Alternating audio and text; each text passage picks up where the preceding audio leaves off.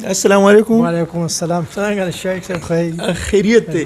ښاغلی اعظم خټک صاحب ستاسو نامه ده جی او تاسو د تخبې پیرانو ډاګ اوسیدونکي یې وارډ نمبر 3 او د وارډ نمبر 3 ښه جی.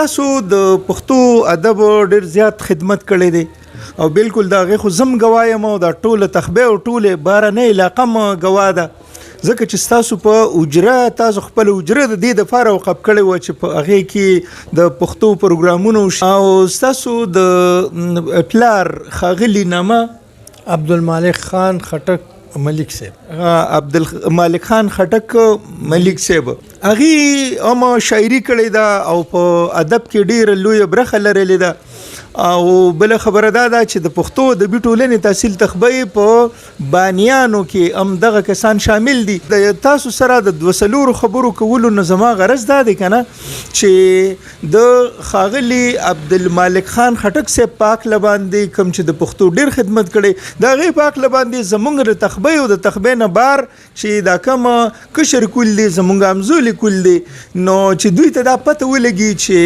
دا څوک او دا بنیادي طور د کوم ځای د جی بنیادي طور باندې د مانکی شریف نوخار د مانکی شریف نوخار. نو ستاسو پیدایش په خپله په تخبې کې شوی دی که په نوخار کې؟ نه جی زما پیدایش چې دی دا په پېښور کې دی. عبدالمالک خان خټک صاحب چې کوم شاعري کړې ده نو د هغې څه شعري مجموعه چاپ ته تر اوسه پورې؟ نه جی چاپ خو نشته دی خو د هغې خپل لاس لیکلی یو وړوکی شانتې کې کتابګوټی به ورته وویو هغه ما سره شته دی. ښه جی یعنې کتابګي تاسو سره شته.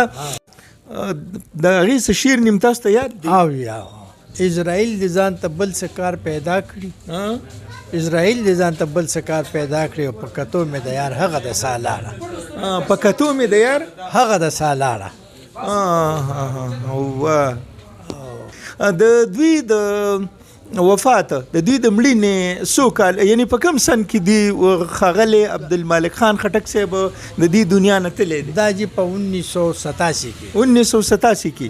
او د دې قبر مبارک چېرته دی؟ دا قبر دلته کې د چواب بابایي صاحب د قبر سره خوا کې مونږ لږ شانتې کې ځای هم هغې اخیستی و مقبرې دپاره بس په هغې کې. ښه جي.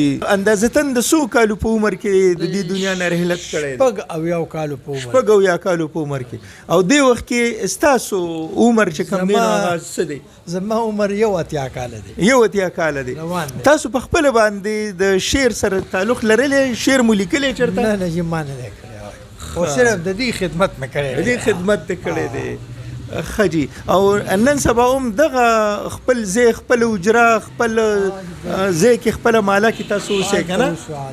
ښه جي. ستاسو ډېره زیاته مننه ډېره مهرباني.